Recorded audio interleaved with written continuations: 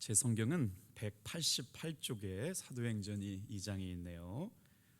천천히 한번 같이 받들어 읽겠습니다. 오순절 날이 이미 이르매 그들이 다 같이 한 곳에 모였더니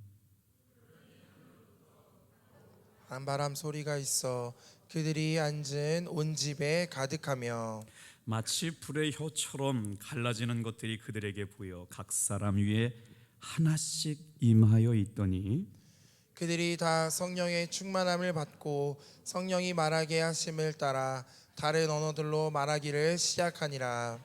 그때 경건한 유대인들이 천하 각국으로부터 와서 예루살렘에 머물러 있더니 이 소리가 나매 큰 무리가 모여 각각 자기의 방언으로 제자들이 말하는 것을 듣고 소동하여 다 놀라 신기하게 여겨 이르되 보라 이 말하는 사람들이 다 갈릴리 사람이 아니냐. 우리가 우리 각 사람이 난 곳 방언으로 듣게 되는 것이 어찌 됨이냐. 우리는 바데인과 메데인과 엘람인과 또 메소포타미아 유다와 갑바도기아 본도와 아시아 부르기아와 밤빌리아 애굽과 및 구레네에 가까운 리비아 여러 지방에 사는 사람들과 로마로부터 온 나그네 곧 유대인과 유대교에 들어온 사람들과 그레데인과 아라비아인들이라 우리가 다 우리의 각 언어로 하나님의 큰 일을 말함을 듣는도다 하고 다 놀라며 당황하여 서로 이르되 이 어찌 된 일이냐 하며 같이 읽겠습니다. 그 또 어떤 이들은 조롱하여 이르되 그들이 새 술에 취하였다 하더라. 아멘. 잠시 말씀을 위해 기도하겠습니다. 살아계신 아버지 하나님, 하루하루가 주님의 은혜의 연속이며 기적의 연속임을 깨닫게 하시니 감사합니다. 하루를 살게 하시고 말씀 안에 있게 하시고 은혜 아래 있게 하시고 지난 3일 동안 지켜주셨다가 다시 수요일 저녁에 주의 말씀과 음성을 듣기를 사모하는 주의 종들이 아버지 하나님 예배의 자리에 왔습니다.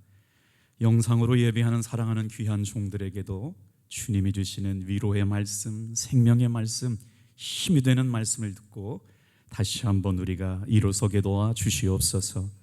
행축이 시작되었습니다. 예비된 영혼들을 준비시켜 주시고 잃어버린 영혼들을 향하여 우리 교회를 사용하시려고 하나님 지난 주일까지 약 400여 명의 VIP들을 작정하고 기도하게 하시니 감사합니다. 이번 주간에는 어린이들도 아버지 하나님 중고등부 학생들도 VIP 대상자들을 가슴에 품고 기도하는 일들을 시작하려고 하오니 성령 하나님 마지막 때 전도가 어려운 시대에도 우리는 생명이 생명을 낳고 복음이 복음을 낳아 하나님의 아름다운 이들의 복음의 재생산을 경험하는 복되고 건강한 교회 되게 도와 주시옵소서. 예배는 시작되었고 주의 음성을 듣겠사오니 성령 하나님 오늘 이곳에 나와 있는 모든 성도들은 다른 어떤 근심, 염려, 두려움 다 내려놓고 성령의 일하심만 바라볼 수 있는 우리들 되게 도와 주시옵소서. 영상으로 시청하는 사랑하는 교우들에게도 동일하게 말씀에 집중하게 하시고 들을 때마다 진리와 은혜의 말씀을 깨닫게 하여 주시옵소서. 감사드리며 예수님의 이름으로 기도합니다. 오늘은 사도행전 2장 말씀을 통해서 성령이 임하실 때 나타나는 현상이라는 제목으로 함께 말씀의 은혜를 나누려고 그래요. 중세 시대에 살았던 한 아빌라의 테레사라고 하는 성녀로 불리는 사람이 한 분 계셨는데 그가 신앙생활을 4단계로 분리해 놓았어요. 자, 어떻게 신앙생활을 4단계로 분리해 놓았는지 설명을 드려볼게요. 첫 번째 신앙의 입문 단계는 물동이로 물을 깁는 단계랍니다. 이 단계는 내가 힘이 많이 들어간 단계예요. 내가 모든 것을 해야만 물을 얻을 수가 있는 단계거든요. 그렇기 때문에 한계도 많아요. 기껏해야 물동이에 물을 가득 채울 수 있는 정도의 수준의 은혜를 받게 되죠. 그런데 신앙의 두 번째 단계가 있어요. 펌프로 물을 끌어올리는 단계거든요. 이 단계도 내가 운동을 하고 힘을 써야 되긴 하지만 그래도 물을 풍성하게 얻을 수 있다는 장점이 있습니다. 그러나 내가 물을 얻기 위해 활동을 멈추면 여러분 더 이상 은혜나 물은 공급받을 수가 없어요. 그러면 이제 신앙의 세 번째 단계는 어떤 단계냐면 수로를 통해서 물이 내게 흘러 들어오는 단계라고 해요. 이때만 돼도요, 내가 특별히 할 일이 없습니다. 은혜의 수도만 잘 수로만 연결해 놓으면 물의 근원지 저수지로부터 필요한 물을 계속 공급받을 수 있기 때문에 저는 이 예배 시간이 그렇게 생각이 돼요. 여러분, 오늘 이 시간 힘들게 예배 나오셨지만 이 시간 저와 여러분의 영혼이 하나님의 은혜의 수로에 연결되는 시간인 줄로 믿습니다. 이 자리에 나오면 기도하게 되고 말씀을 듣게 되고 정말 내 삶의 폭포수와 같은 은혜를 경험하게 되는데, 신앙의 네 번째 단계가 있는데 이 단계가 굉장히 중요해요. 마지막 단계인데요, 하늘에서 소낙비가 쏟아지는 단계예요. 나는 아무것도 할 필요가 없어요. 하나님께서 예비된 은혜의 소낙비를 가장 적절한 때, 가장 중요한 순간에 내 인생 가운데 부어주시기 때문에 그래요. 오늘 사랑하는 성도 여러분, 말씀을 사모하고 은혜를 사모하는 저와 여러분들에게 시간마다 은혜의 소낙비가 충만하게 임하실 줄로 믿습니다. 자, 그래서 우리가 할 일이 있어요. 뭘 해야 될까요? 그 은혜로운 소낙비를 얻기 위해서는요, 능력을 구해야 돼요. 사도행전을 참 여러 번 설교도 해봤고 다시 한번 또 말씀을 듣는데도 참 목회가 그래서 힘이 나는 것 같아요. 제가 저 스스로에게도 로마서의 말씀을 준비할 때도 그랬지만 정말 사도행전 말씀에 푹 빠져 살아요.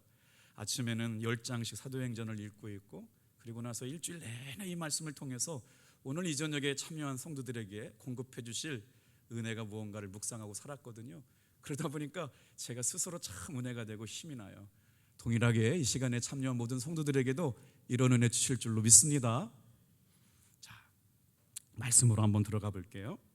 오늘 이 시간 이 말씀을 들으면서 사도행전에 임했던 첫 번째 초대교회 성도들에게 능력으로 임했던 그 성령의 능력을 사모하시면서 말씀을 한번 들어봤으면 좋겠어요. 본문으로 한번 가볼게요. 오순절이 되었습니다. 제자들은 다 주님의 명령에 순종해서 한 곳에 모여 있었습니다. 오늘 말씀을 읽다 보니까 굉장히 중요한 단어가 반복되고 있다는 걸 알게 되었어요.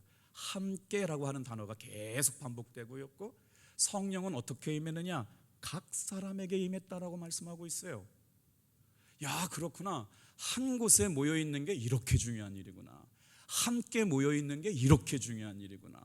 다 같이 모여서 기도하는 일이 이렇게 중요한 일이구나. 여러분, 우리는 예수님 안에서 한 가족이요 한 공동체가 되었음을 믿고 말씀으로 한번 들어가 볼게요. 우리 1절 말씀 같이 한번 읽어보겠습니다. 2장 1절 시작. 오순절 날이 이미 이르매 그들이 다 같이 한 곳에 모였더니, 모인 사람이 몇 명이었어요? 120명 정도였어요. 놀랍지 않습니까? 그런데 이 사람들은 대부분 다 어디에서 온 사람들이었느냐? 갈릴리라고 하는 곳에서 왔던 촌사람들이었어요. 예루살렘에 있던 사람들이 아니었다고요. 그런데 이 사람들이 어떻게 이렇게 모였어요? 유월절 행사를 지키고 예루살렘 성에 와가지고 그들이 어떻게 예배하고 있는지 구경 삼아 온 사람들도 많았겠지만, 여러분, 이때는 드디어 오순절 축제가 진행되고 있어요.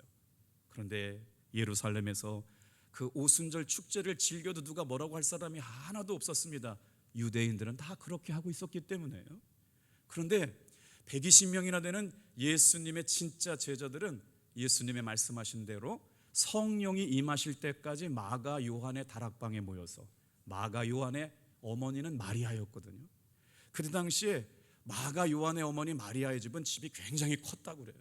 그래서 거기서 수많은 교제가 일어나고 주의 종들을 섬기고 복음을 전하고 예수님께서 마지막 감람산에 기도하러 가실 때까지 그 자리에 머물러 있었다고. 그러는데 마가의 다락방에 모여 있었던 120명의 제자들 11사도만 예수님의 말씀대로 전심으로 기도하며 약속하신 성령이 임하실 때까지 말씀을 보고 예배하고 기도하는 일에 전심했다. 오늘 여러분, 한 주간 동안 살면서 여러 가지 마음을 뺏기고 속상하고 힘들고 어려운 일들이 우리 마음에 파도처럼 밀려올 때가 있어요. 근데 오늘 이 저녁에도 우리가 말씀을 붙잡고 주님의 은혜 가운데 성령이 내 마음 가운데 거하심을 사모하고 믿음으로 예배하는 성도들에게 성령께서 새 힘 주시고 새 능력 주시고 새 변화를 허락하여 주실 줄 믿습니다. 우리 한번 그렇게 마가의 다락방에 임했던 오순절 날의 성령의 임하심을 누가는 이렇게 적어놓고 있어요. 우리가 무엇을 사모하고 어떤 은혜를 구해야 될지 2절 3절 말씀을 같이 한번 읽어볼게요. 시작. 호련히 하늘로부터 급하고 강한 바람 같은 소리가 있어 그들이 앉은 온 집에 가득하며 마치 불의 혀처럼 갈라지는 것들이 그들에게 보여 각 사람 위에 하나씩 임하여 있더니. 이 말씀을 준비하면서 이 저녁에도 그런 역사가 일어나면 얼마나 좋을까 생각하고, 이 저녁에도 우리 마음속에 이렇게 오순절 마가의 다락방에 임했던 성령의 충만한 은혜가 이 말씀만 있다면 얼마나 좋을까를 기대해보고, 이들은 어디서 들려오는지도 모르는 소리에 지금 이끌려서 정말 신비한 경험을 하고 있어요. 누가 소리를 내고 있는지도 모르는 상 가운데 여러분 신비한 소리가 들려오고 있는 거예요. 마치 급하고 강한 바람 같은 소리가 앉아있는 온 무리의 집에 가득하였다. 마치 불의 혀가 갈라지는 것처럼 각 사람 머리머리 한 사람 한 사람이 위하여 임하고 계시는 성령님의 은혜를 바라보게 되거든요. 이성으로는 도저히 이해할 수도 없고 설명할 수도 없는 일이 사도행전 지금 2장 2절 3절에 등장하고 있어요. 제가 어떻게 이 사진을 좀 성화를 그린 분들이 많잖아요. 교회 이 말씀 성화를 그린 분들이 있는데, 성령이 각 사람 한 사람 한 사람 머리 위에 임한 성화가 있는지를 다 찾았어요. 부지런히 찾았어요. 잘 나오지 않더군요. 근데 드디어 찾았어요. 사진 좀 한 장 보여주세요. 할렐루야. 이 사진이요 안 나와요. 안타깝게도 저 사진은요 1996년 이탈리아 성당의 바오르 출판사에서 새 그림 성경이라고 하는 성경을 출판할 때 그렸던 그림이에요. 그러니까 개신교 사람들이 그린 그림은 아니지만 참 은혜롭지 않아요? 사도행전에 초대교회에 임했던 성령의 임재가 아마 저렇게 한 사람 머리 위에 임하게 됐다. 할렐루야. 이 그림만 봐도 저도 은혜가 되잖아요. 제 친구 중에 김신호 목사님이라고 계시는데 아주 목회를 성실하게 영국 유학도 다녀오시고 목사님 아들이시고 목회를 열심히 잘하시는 분이 우연치 않게 무당을 어렸을 때 10살 때 무당을 하시다가 회개하고 침례교 목사님이 되신 분이 계셨어요. 그분은 어렸을 때부터 강신무로 살았기 때문에요 돈을 막 떼돈을 벌었대요. 사람들이 뭘 안다 본다 하면 막 가만 놔두질 않는다는 거예요. 내 자식 어떻게 돼요, 내 사업 어떻게 돼요 그러면 집문서고 땅문서고 막 다 갖고 들고 온다는 거예요. 그거를 자기가 몇 마디만 해주면 사람들이 막 복 받았다고 복채를 놓고 가는데 그런 악한 영에 붙잡혀가지고 어렸을 때부터 무당을 하고 있었는데 어느 날 전도를 받고 교회를 가게 되었다는 거예요. 그래서 아무것도 모르고 교회를 갔더니 세상에 사진 다시 한번 보여주시겠어요? 교회 예배당에 들어갔더니요 저렇게 한 사람 한 사람 성도 머리에 하나님의 불꽃이 임한 걸 보는데 그거는 막 두렵지도 않고 무섭지도 않고 얼마나 평안하고 아름답고, 오늘 이 자리에 나와 있는 사랑하는 성도 여러분, 성령의 임재하심이 여러분 머리 위에 충만하게 앉아 계심을 믿으시길 바랍니다. 놀랍지 않아요? 우리는 못 보는데 귀신 들린 사람은 보면 안 되잖아요. 그렇잖아요. 우리는 못 보는데 귀신 들린 무당이 와가지고 어머 성령이 앉아 계시네 성령이 앉아 계시면 이건 안 되잖아요. 우리에게 충만한 성령이 임재하심을 믿음으로 선포하며 나갑시다. 그리고 나서 그분이요 회개하고요 어머니와 함께 무당 일을 그만뒀대요. 돈 버는 일 다 그만두고 정말 목사님이 되셔가지고요 목회를 잘하고 계시대요. 자, 성령께서 우리에게 이렇게 오셨다라고 하는 거를 전 말씀을 보다가 이런 생각이 들었어요. 아마 여기에서 제가 한 사람 한 사람 이제 권사님부터 다 물어요. 성령이 오셨나요? 안 오셨나요? 오셨나요? 안 오셨나? 그러면 오셨다고 안 오셨다고 오셨다고 안 오셨다고 오시긴 오신 것 같은데 알지는 못하겠다고 대답하는 사람들이 무척 많을 것 같아요. 사실 저에게도 누가 물으시면 어떤 날은 성령 받은 것 같은데 어떤 날은 성령 안 받은 것 같아요. 오늘 말씀을 읽다가 놀라운 경험을 하게 되었어요. 뭐라고 말씀하시느냐면 우리 각 사람 머리 위에 이미 2000년 전에 성령이 충만하게 임한 거를 거부할 수 없도록 이미 3가지 증표로 역사하셨음을 믿으시길 바랍니다. 어떻게 역사하셨느냐? 오늘은 사도행전 정체, 어떻게 성령께서 역사하셨느냐. 사도행전을 성령행전이라고 말하거든요. 자, 사도행전 2장에는 오순절 마가의 다락방에 모였던 제자들에게 세 가지 현상으로 나타나 주셨어요. 오늘 시간이 없기 때문에 세 가지 말씀을 묵상할 텐데, 첫 번째는 시각적인 현상, 두 번째는 청각적인 현상, 세 번째는 언어적 현상이 나타났어요. 그러니까 성령의 충만함을 부인할 수 없도록 깨닫게 이미 성령 받은 사람들에게 성경은 어떻게 나타났다? 놀랍게도 사도행전 2장은 시각적, 청각적, 언어적 현상을 통해 가지고요, 우리가 거부할 수 없도록 인정하게 하신 줄로 믿습니다. 두 번째, 사도행전 8장에 가보니까 사마리아에 가서 특별한 성령의 임재하심이 나타나게 되는 걸 보여주셨어요. 사도행전 8장 17절 말씀해 보니까 이에 두 사도가 그들에게 안수함의 성령을 받는지라. 여러분, 주님께서 세우신 주의 종을 통해서, 검증받은 목사를 통해서 안수받는 일은 어떻게 받아들여졌느냐? 성령의 기름 부으심으로 받아들여졌어요. 오늘 이 시간에도 저는 능력이 없지만 하나님이 주신 권세와 능력으로 예배 시간마다 안수할 때마다 안수를 사모하여, 여러분, 사도들이 복음을 전하기 위하여 사마리아 지역에 가서 사람 머리 위에 안수할 때 성령의 임하심이 나타나게 될 줄로 믿습니다. 자, 사도 바울이 성령 받는 이야기가 사도행전 9장에 나오거든요. 놀랍게도요, 성령이 임하니까 눈에서 비늘 같은 것이 떨어져 버렸다는 거예요. 우리도요, 예배에 집중하면 영적으로 막혀있는 것들이 비늘처럼 벗어지게 되어서 하나님이 하시는 영적인 일을 보게 되는 사람 되게 될 줄로 믿습니다.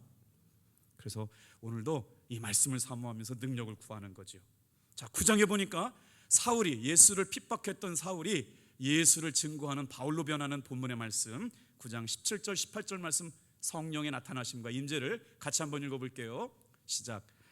아나니아가 떠나 그 집에 들어가서 그에게 안수하여 이르되, 형제 사울아, 주 곧 내가 오는 길에서 나타나셨던 예수께서 나를 보내어 너로 다시 보게 하시고 성령으로 충만하게 하신다 하니, 즉시 사울의 눈에서 비늘 같은 것이 벗어져 다시 보게 된지라. 일어나 세례를 받고. 우리가 전도할 때요, 여러분, 내 힘 가지고 전도하려고 무진장 어렵습니다. 힘듭니다. 영혼을 구원하기 쉽지 않아요. 그런데 성령님께서 인도하시고 성령님이 가라고 하시고 성령님이 만나라고 하신 사람에게 찾아갔을 때 주님의 일하심을 바라보게 될 줄로 믿습니다. 월요일 날 최근에 이제 교회 잘 나오시지 못하는 성도들 향해서, 참 교회 잘 나오지 못하는 분들 신방하는 일이 목사로서 꼭 해야 되는 일이지만 쉽지는 않거든요. 그런데 거부를 당할 마음을 작정을 하고 신방을 했는데 뜻밖의 이야기들을 해주시는 거예요. 아유, 목사님 전화 주셔서 감사하다고. 사실은 이만저만하고 저만저만 이만저만 해가지고 교회 나가려고 마음 먹고 있다고. 여러분, 이번 행축 8주간의 시간들 가운데 여러분, 잃어버린 영혼과 예비된 영혼들을 함께 이겨올 수 있게 되길 주님의 이름으로 축복해요. 아멘. 자, 사도행전 10장에 보니까 아주 유명한 얘기가 나와요. 성령은 여러분, 유대인들에게나 예루살렘에 살고 있는 사람들에게만 임한 게 아니었습니다. 여러분, 오늘 이 시간에 그들이 볼 때는 이방인이었던 우리들에게도 성령이 임했던 것처럼 고넬료라고 하는 이방인에게도 성령의 충만함이 임했다는 것이에요. 고넬료 가정에 성령이 임하고 나니까 어떻대요? 가정에서 세상에 방언하는 일이 터져 나온 거예요. 한번 말씀 볼게요. 10장 44절부터 46절까지 시작. 베드로가 이 말을 할 때 성령이 말씀 듣는 모든 사람에게 내려오시니, 베드로와 함께 온 할례 받는 신자들이 이방인들에게도 성령을 부어 주심으로 말미암아 놀라니. 46절. 이는 방언을 말하며 하나님 높임을 들음이로라. 그러니까 그렇게 신실하고 진실하게 복음 안에서 예수 가운데 성령의 충만한 임재를 사모했던 여러분, 고넬료라고 하는 이방인의 가정이 예배를 드리고 있었어요. 그리고 베드로가 복음을 전했잖아요. 그랬더니 성경의 말씀, 성령의 말씀을 듣는 중에 모든 사람 위에 내려오시나니. 열심히 기도하고 특별하게 힘낸 사람 한 사람에게 콕 찍어 갖고 주신 게 아니고요, 이 예배당 가운데 앉아있는 모든 사람, 성령의 은혜, 하나님을 사랑하는 사람, 그 영혼이 주님 앞에 올바르게 살아가려고 노력하고 애쓰는, 다 같이 한번 따라할까요? 말씀을 듣는 모든 사람에게 여기에서 예배를 잘 드리고 은혜를 사모하는 김희상 목사님에게만 은혜 줬다고 그러면 아쉬움이 남았을 것 같아요. 어떻게 해? 그런데 말이에요, 성령은 놀랍게도요 모든 사람에게 각 사람 머리 위에 성령을 부어주셨음을 믿으시길 바랍니다. 어떻게 해요? 성령의 말씀을 듣는 모든 사람에게, 할례 받은 신자들을 향하여 이방인에게도 성령을 부어주심으로 말미암아 이때 당시에도만 해도 이방인들이 성령 받는다는 건 어려운 일이었던 거죠. 그런데 방언으로 말하게 하시며 하나님을 높이는 일들이 나타나기 시작했다. 이제 마지막으로 사도행전 19장에 가보면 에베소 교회에 성령이 나타나시는 사건이 고백되어지거든요. 그런데 보세요, 지금과는 또 다른 양상이 나타나요. 한번 19장 6절 7절 같이 한번 읽어볼게요. 시작. 바울이 그들에게 안수함에 성령이 그들에게 임하심으로 방언도 하고 예언도 하니 모두 12사람쯤 되더라. 성령에 충만했던 사도 베드로가 있었기 때문인 거고요. 그리고 성령을 사모하는 그들이 한 곳에 모여서 은혜를 사모하면서 이제 안수를 통해서 어떤 역사가 나타나느냐, 드디어 에베소 교회에서부터는 새로운 성령의 역사가 확산되고 있는 모습이 나타나는 거예요. 방언도 하고 예언도 하게 되는 거예요. 사실은 이게 우리 교회에 주신 굉장히 중요한 일들인데, 방언한다고 그러고 예언한다고 하는 것들이 교회 영적 질서를 너무나도 혼란스럽게 만들어요. 그러니까 교회에서 지금은 이런 영적 혼란 때문에 자꾸 방언하지 말라, 예언하지 말라고 그러는데, 예언은 덕을 세우는 것이었거든요. 우리 교회도 여러분 질서 안에서 성령님이 주신 은혜를 사모하시고 능력을 구하는 이 밤 되시기를 축복합니다. 자, 이렇게 말씀을 보다 보니까 아니 딱 그냥 하나로만 설명해 주시면 이거 하면 성령을 받는다라고 하면 좋겠는데, 성경의 말씀에 보니까 어떨 때는 이렇게 성령이 역사하셨고 어떨 때는 별로 뭐 이렇게 흔적도 없고 기적 같은 것도 아닌데도 성령이 나타나셨어요. 그래서 사도행전에 성령의 역사하심을 찬찬히 뜯어보니까 성령의 역사하심에 일관된 현상은 없었다. 방언이 성령 받는 필수 조건이라고 그러면 방언을 받고 나서 성령이 임했다고 기록해 놓았을 텐데, 방언을 받는 일은 분명히 성령의 증거는 되지만 방언 받지 못했다고 해서 성령 못 받은 건 아니기 때문에 여러분 방언에 너무 집착하지 않게 되기를 축복합니다. 그런데 성령 받은 사람은 어떤 사람들이었느냐 보니까 다 방언으로 말하는 사람들이었어요. 그런데 방언이 꼭 성령 받은 거냐? 그건 아니라고 하는 거예요. 물론 방언이라고 하는 건 우리에게 너무나도 중요한 영적 무기입니다. 그래서 기회가 될 때마다 방언을 사모하시고 모일 때마다 성령의 충만함을 사모할 때 사모하는 영에게 충만케 임하게 하실 줄로 믿습니다. 목회를 은혜롭게 은퇴하신 한 목사님이 계셨는데 평생 마음에 생채기가 얹혀져 있는 것이 있었대요. 목회는 너무나도 은혜롭게 했는데 평생 방언을 못 하신 게 늘 그렇게 아쉬웠대요. 여러분 방언 못 받아도 훌륭하게 목회 은혜롭게 잘 마칠 수가 있습니다. 오늘 말씀이 그걸 얘기해 주는 거예요. 성령이 오셨을 때 반드시 방언이라고 하는 것이 필수적인 현상은 아님에도 불구하고 놀랍게도 공통적인 현상은 있었다라고 하는 거예요. 뭘 알 수가 있을까요? 사도행전에 등장하는 성령의 나타나신 가운데는 공통점이 있었어요. 다 같이 한번 따라해 볼게요. 성도들이 한 곳에 모였고 능력을 구했다. 그때 한 사람 한 사람 머리 위에 놀라운 역사가 임했다라고 하는 건 공통적인 현상이었다는 거죠. 우리가 초대교회를 좀 이해할 필요가 있는데, 초대교회 성도들이 왜 그렇게 모여서 능력을 구했나요? 그들은 핍박 중에 있었어요. 유대인들은 예수 믿는 사람들을 뭐라고 욕했냐면 나사렛 이단 예수를 따르는 사람들이라고 얘기했다고요. 그러니까 공동체 안에서 버림받은 사람들이었어요.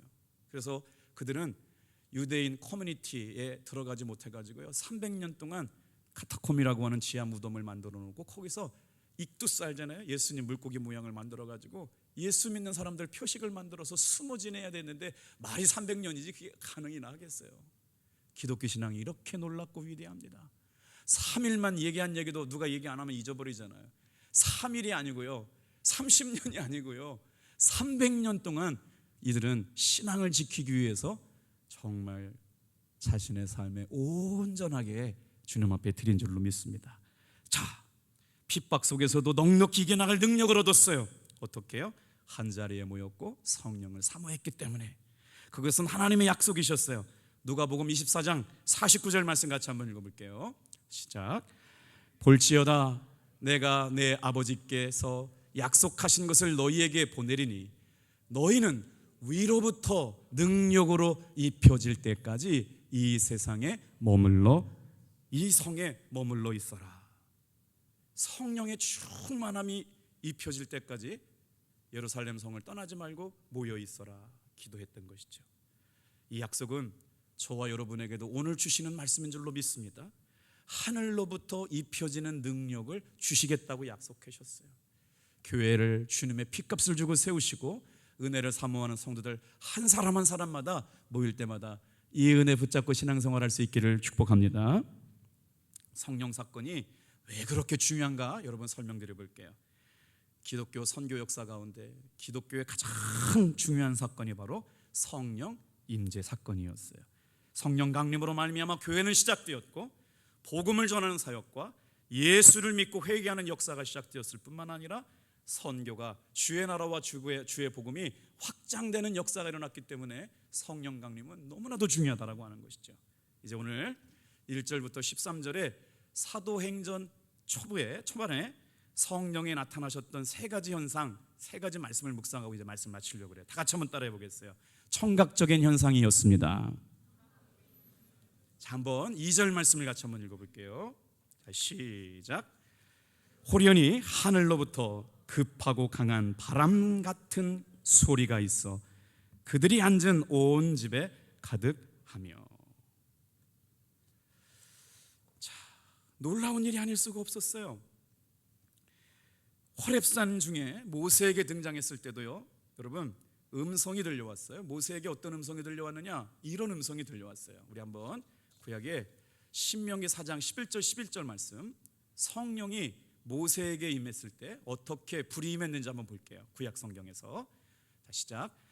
너희가 가까이 나와서 산 아래에 서니 그 산에 불이 붙어 불길이 충천하고 어둠과 구름과 흑암이 덮였는데 여호와께서 불길 중에서 너희에게 말씀하시되 음성뿐이므로 너희가 그 말소리를 듣고 형상은 보지 못하였느니라. 구약 성경에 모세에게 호렙산에서 성령이 임하셨거든요. 근데 음성밖에 안 들렸대요. 놀랍지 않아요? 그런데 오늘 이 말씀을 들으면서도 이런 생각이 들어요. 그 산에 불이 붙어 있는 걸 보기 위해서 호렙산에 서 있는 모세의 심정 말이에요. 그때 성경은 뭐라고 써 있냐면요, 저는 행간을 읽을 때 이런 단어가 굉장히 제 마음에 은혜가 돼요.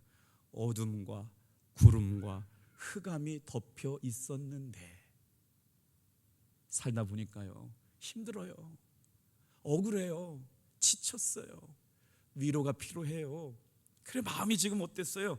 어둠이 틈타들었네요, 구름이 끼었네요, 흑암이 다 구름 안에 덮여 있어요. 살 소망이 없는 거죠. 그런데 그때 하나님의 산 호렙에 서서 주의 음성을 들고 있는 모세를 생각해 보세요. 오늘 이 시간 누가 교회 나오라고 해서 온 사람 없어요? 이 자리가 하나님의 산 호렙에 서서 주의 음성이 불길처럼 임함을 사모하는 저와 여러분들 되기를 축복합니다. 그게 언제 임할지는 몰라요. 그런데 오늘 이 시간에도 성령이 임하심을 기대했던 여러분, 마가의 다락방에 모였던 11사도와 120명의 제자들이 전심으로 열흘 동안 말씀을 묵상하고 기도하고 정말 예배하는 일에 집중했을 때 성령께서 역사하셨다. 우리 인생 가운데 하나님의 산에 가까이 나와서 어둠과 구름과 흑암이 끼었는데도 불구하고 사모했더니 보이시지는 않지만 음성뿐이었음에도 불구하고 하나님의 우레소리 같은 것이 들려왔대요. 또 한번 볼게요. 시편 23편 3절에서 9절인데 3절만 읽어볼게요. 하나님의 임재를 구약은 이렇게 표현하고 있어요. 같이 읽어볼게요. 시작. 여호와의 소리가 물 위에 있도다. 영광의 하나님이 우레소리를 내시니 여호와는 많은 물 위에 계시도다. 하나님이 바람처럼 찾아오셨어요. 들을 수 있게 찾아오셨어요. 근데 그 소리는요, 어떻게 하면요, 강한 소리가 아니었던 거예요. 우리가 기도하는데 한국 사람들은 제일 잘하는 기도가 있어요. 통성 기도를 제일 잘해요. 그래가지고요, 대한민국 사람들의 기도 스타일을 뭐라고 얘기하냐면, 영어로 번역할 때 코리안 스타일 프레이어라고 기도해요. 이건 뭐냐면 다 같이 주여 삼창하고 하자는 기도거든요. 그런데 이거는 우리 대한민국 사람들의 심정과 맞아요. 그냥 주여 주여 주여 하는데, 이 기도가 능력 있는 기도는 분명히 맞는데요, 약점이 하나가 있어요. 내가 기도를 다 쏟아놓은 다음에는 주님이 이 일을 위하여 말씀하시는 것을 들어야 돼요. 그래서 때로는 그 기도를 끝내놓고 어떤 문제를 놓고, 주님, 이 일을 어떻게 할까요? 주님, 나에게 오늘 말씀하시는 게 뭐예요? 주님의 음성을 들어야 되는데, 우리는 부르짖는 기도는 정말 잘해요. 그런데 주님의 음성을 듣고 성령님의 음성을 듣는 기도는 잘 연약함이 있어요. 우리 부르짖는 기도도 정말 중요한 기도예요. 그러나 그 다음에 여러분, 세미한 가운데 들리는 주님의 음성도 들을 수 있는 게 성령의 충만임을 믿으시길 바랍니다. 그래서요, 왜 그러면 이제 우리가 말씀을 보면서 오해하는 거예요. 이제 바람이 불어야 되는구나. 성령을 받으려고 그러면 교회 후식 바람이 불어야 된다고 그래가지고, 조금 이제 앞서간 이제 목사님들은 자꾸 이렇게 막 부흥할 때 막 그래요. 이제 불이 들어간다고 막 쇳소리 내라고 그러는데, 우리 신학교 다닐 때 설교 시간에, 기도 시간에 쇳소리 내는 목사는 가짜 목사라고 배웠어요. 인위적인 거예요. 성령이 일하시는데 내가 뭔가 능력이 있다는 걸 나타내려고 믿습니다 막 이런 거 하면 조심하시라고요. 그런데 보세요, 우리가 성경을 읽을 때 보니까 바람이 임했대잖아요. 성령이 임한 자리에 가보니까 바람이 나타났는데, 왜 바람이라고 비유하셨을까요? 성령이 왜 바람이냐고. 여러분, 바람이 하나님이나 성령을 임재하는 건 절대 아닙니다만, 분명히 바람이 임했을 때 성령이 임재하신 것은 사실입니다. 바람은 눈으로 볼 수 없지만 역사하는 힘이 강하죠. 미국의 내륙 지방에 토네이도가 불면요, 바람 기둥이 30m가 들어온대요. 토네이도 보셨잖아요. 이렇게 확 돌아가는 게 마을에 들어오면 그 마을 하나를 다 초토화시킨다는 거예요. 핵폭탄 맞은 것처럼. 그래가지고 자동차며 기차며 이런 거를 들어가지고 날려버리는 게 토네이도거든요.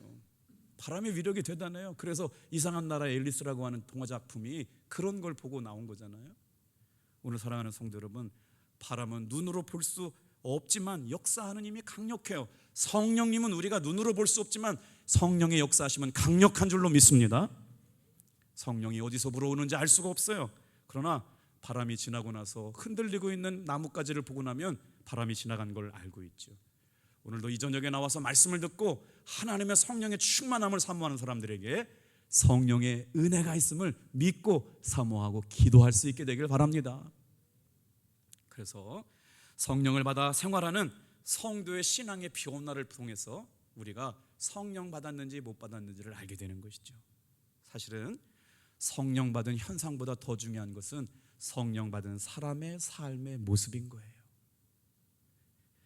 자, 하늘로부터 급한 강한 바람 소리 같은 것, 바로 청각적인 은혜를 통해 가지고요, 사도행전에 임한 성령의 임재하심을 누가는 기록했다. 두 번째 가겠습니다. 시각적인 현상입니다. 자, 우리 3절 같이 말씀 읽어볼게요. 시작. 마치 불의 혀처럼 갈라지는 것들이 그들에게 보여 각 사람 위에 하나씩 임하여 있더니.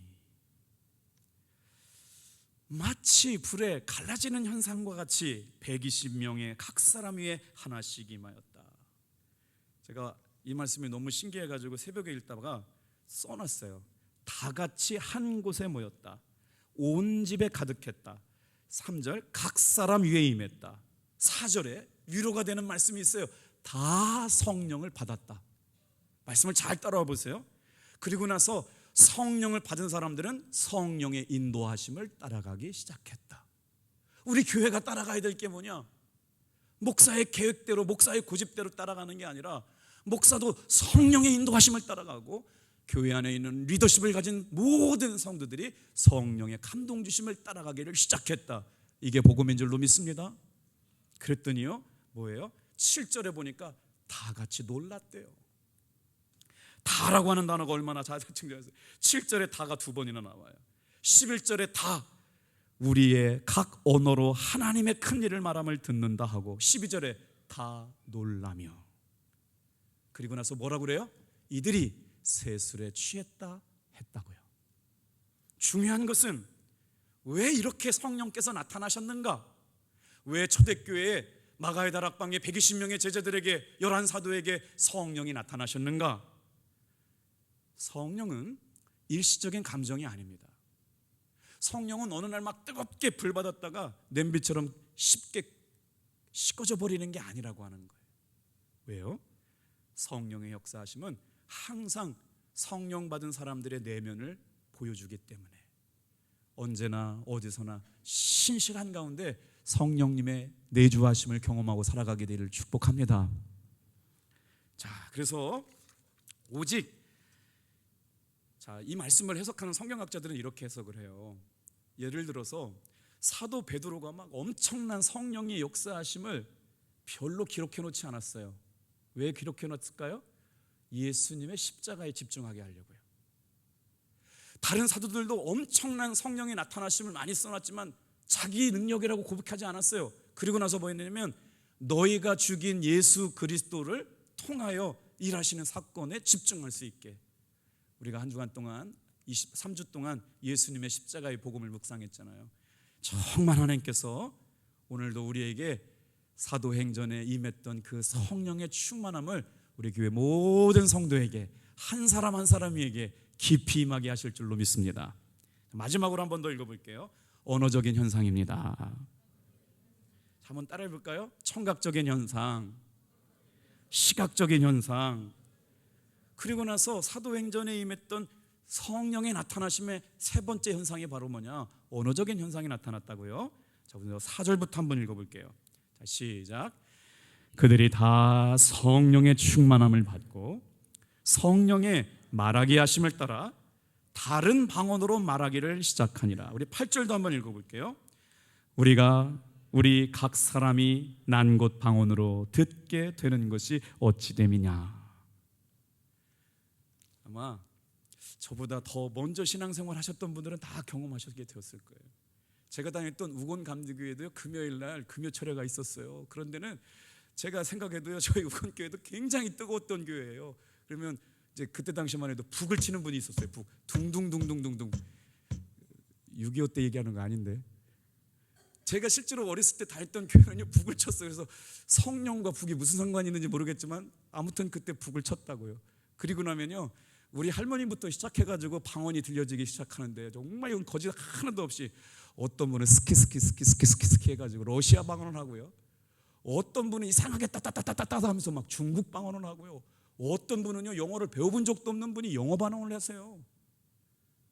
저만 맞나요? 그 경험들 한 번씩 해보셨죠? 그때 그 경험이 오늘 성경에 기록되어 있더라고요. 그 사람들이 각 사람의 난 곳으로 방언으로 듣게 하시고, 다 같이 한번 따라해 볼까요? 다 성령의 충만함을 받고 성령의 말하게 하심을 따라 다른 방언으로 말하기 시작하니라. 자, 말씀을 준비하다가요 재미난 비유를 하나 발견했거든요. 자, 그러면 오늘 우리 교회도 방언하시는 분들이 많잖아요. 여러분, 고린도 전서 13장에 방언이 나오거든요.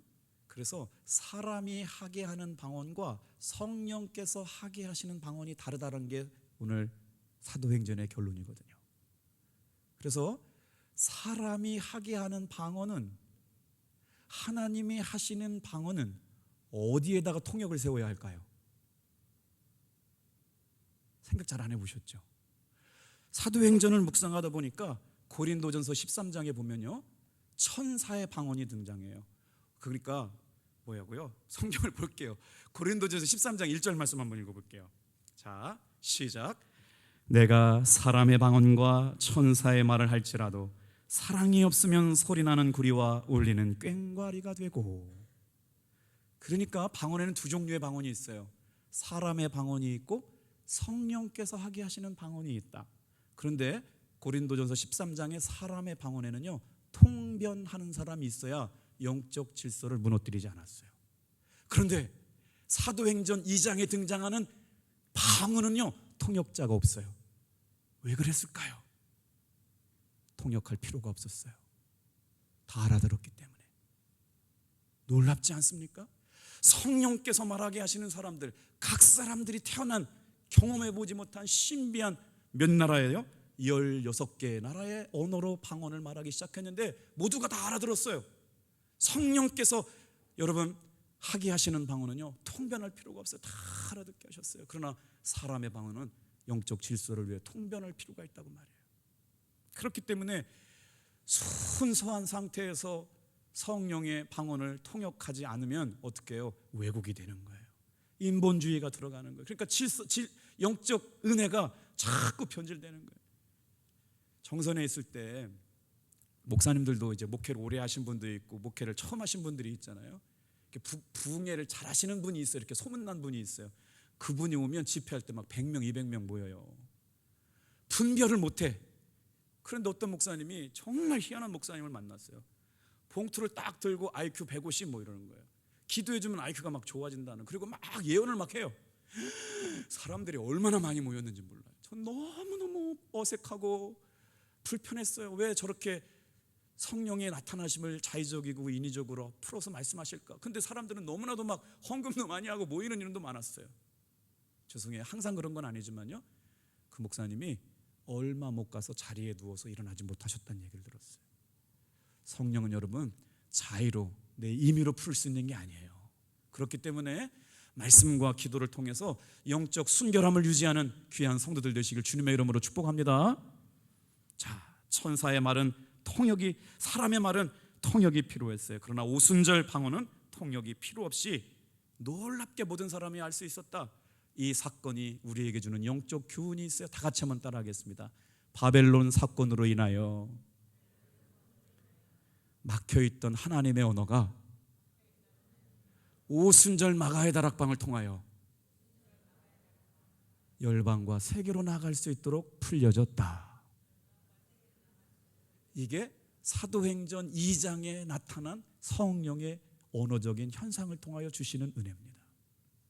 자, 이제 재미있는 것은 같은 말을 쓰는 사람들이 하나도 없었다는 거예요. 이제 9절, 10절, 11절 읽고 마칠게요. 자, 같이 읽겠습니다. 9절, 10절, 11절 시작.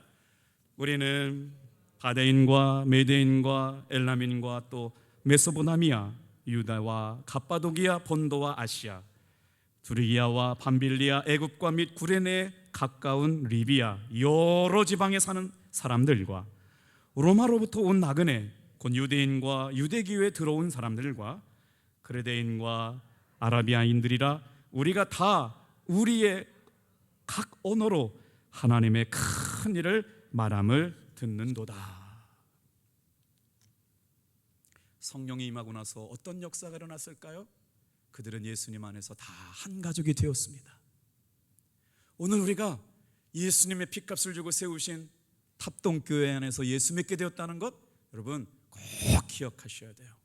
우리는 예수님 안에서 한 가족이 된 사람들임을 믿으시길 바랍니다. 오늘도 저와 여러분에게 어떤 성령의 충만한 은혜가 있었나요?